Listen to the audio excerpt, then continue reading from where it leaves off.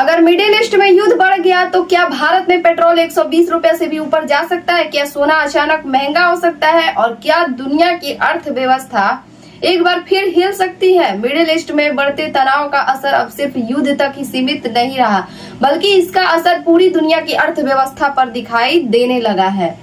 तो दरअसल middle east में हाल ही में तनाव काफी ज्यादा बढ़ गया है। एक तरफ है ईरान तो दूसरी तरफ है इजराइल और यूनाइटेड स्टेट्स के बीच टकराव की खबरें लगातार सामने आ रही है।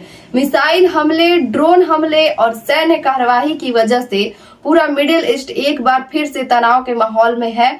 और जब भी इस क्षेत्र में संकट आता है तो उसका असर पूरी दुनिया की अर्थव्यवस्था पर पड़ता है।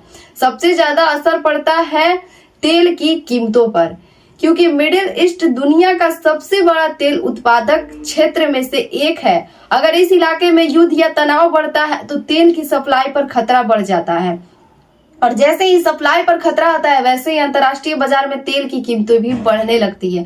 अगर तेल महंगा होता है तो भारत जैसे देशों में पेट्रोल और डीजल के दाम भी अचानक से बढ़ जाते हैं।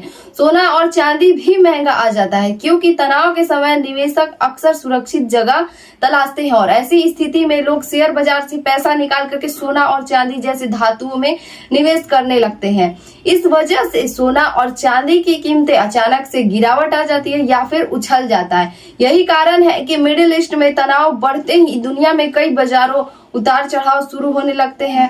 तो भारत पर क्या असर पड़ेगा? इसका सबसे बड़ा असर हमारे भारत देश पर ही पड़ेगा, क्योंकि समय तक तो चलता तो भारत की अर्थव्यवस्था पर भी असर पड़ सकता था, क्योंकि भारत अपने जरूरत का बड़ा हिस्सा तेल विदेशों से ही आयात करता है।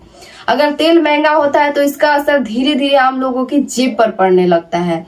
यानी मिडिल ईस्ट का यह तनाव सिर्फ एक क्षेत्र की समस्या ही नहीं है, इसका असर तेल की कीमतों जैसे सोना, चांदी के बाजार और पूरी दुनिया की अर्थव्यवस्था पर पड़ता है। अब सबसे बड़ा सवाल यही है कि क्या यह तनाव जल्द ही खत्म होगा या दुनिया को एक और आर्थिक संकट का सामना करना पड़ेगा? आपका क्या राय है? कमेंट बॉक्स में जरूर बताइएगा।